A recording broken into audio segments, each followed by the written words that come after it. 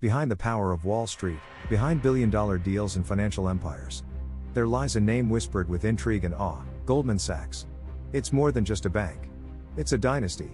A family that went from selling goods on the streets of Bavaria to controlling the financial heartbeat of the world. But how did they do it?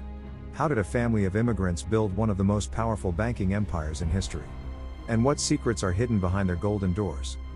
Today, we dive deep into the story of the Goldman Sachs family, uncovering their journey to wealth, their influence over global finance, and the mysteries that surround their legacy. The story begins in 1821, in a small town in Bavaria, Germany. That's where Marcus Goldman was born, into a humble Jewish family struggling to make ends meet. Like many at the time, Marcus dreamed of a better life, of escaping poverty and creating something greater. In 1848, at the age of 27, he took a leap of faith. He immigrated to the United States, a land of opportunity, but also one of fierce competition and harsh realities. With little money and no connections, Marcus had to start from scratch. So, how did he do it? How did a poor immigrant with nothing to his name lay the foundation of a financial empire? Arriving in New York, Marcus began as a peddler, selling goods from a suitcase on crowded streets. But he was ambitious and clever. In 1869, he found his opportunity in the world of finance, opening a one-room office on Pine Street, New York. He started by trading promissory notes, essentially short-term loans, connecting small businessmen who needed cash with investors looking for returns. His reputation for honesty and reliability spread quickly. By 1882, his son-in-law Samuel Sachs joined the business, and the firm was renamed Goldman Sachs. This was more than a partnership. It was the start of a dynasty. With Samuel's connections and Marcus's sharp financial mind, Goldman Sachs grew rapidly. But they didn't just want to trade promissory notes. They had a much bigger vision: to dominate Wall Street. At the turn of the 20th century, Wall Street was the Wild West of finance. Fortunes were made and lost in the blink of an eye. But the Goldman Sachs family had a secret weapon: innovation. They pioneered the idea of commercial paper, allowing companies to raise short-term capital without relying on traditional banks. This was revolutionary. Suddenly, they were the go-to firm for growing businesses. But they didn't stop there.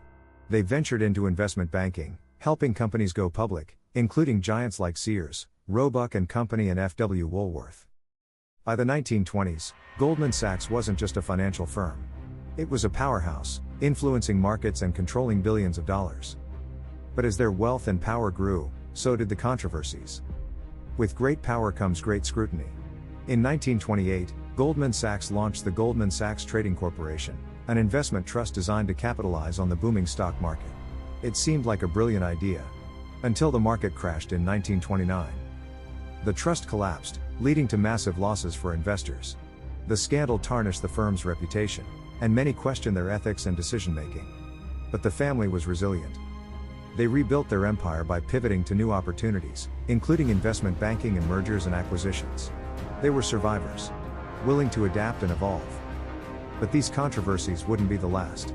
Over the decades, Goldman Sachs would face numerous scandals, including accusations of market manipulation and conflicts of interest. Yet, they continued to grow. Why? Because they understood power. Goldman Sachs wasn't just a bank. It was a gateway to power. They mastered the art of influence, placing their executives in key political positions. From Henry Paulson, who became the U.S. Treasury Secretary during the 2008 financial crisis, to Gary Cohn, who served as an economic advisor to President Trump. The so-called Goldman government became legendary. This wasn't a coincidence. It was a strategy.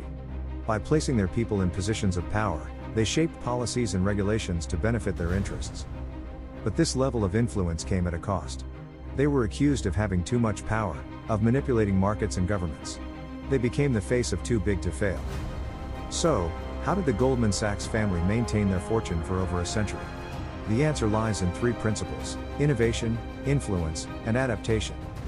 They constantly adapted to changing markets, from commercial paper to IPOs, mergers, and now private equity and asset management. They cultivated powerful connections in politics and business, ensuring they were always one step ahead. And perhaps most importantly, they kept a low profile, letting their empire speak for itself. Today, Goldman Sachs manages over $2 trillion in assets. They've transformed from a family business into a global financial titan. But the family's influence remains. Silent but powerful. From the streets of Bavaria to the heights of Wall Street. From humble beginnings to a financial dynasty that shaped the world. The Goldman Sachs family is more than just a name. It's a legacy of ambition, power, and controversy. But the real question is, will they continue to dominate the financial world? Or will their secrets eventually catch up to them? One thing is certain, their story is far from over. And we'll be here to watch it unfold.